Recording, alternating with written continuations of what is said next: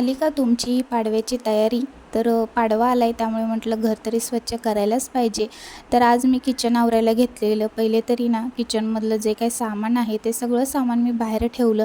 मला kitchen clean करायला ना माझा भरपूर वेळ जातो, कारण की माझं जास्त तरी सामान हे सगळं किचनमध्येच आहे. त्याच्यामुळे मला खूप वेळ लागतो किचन आवरायला.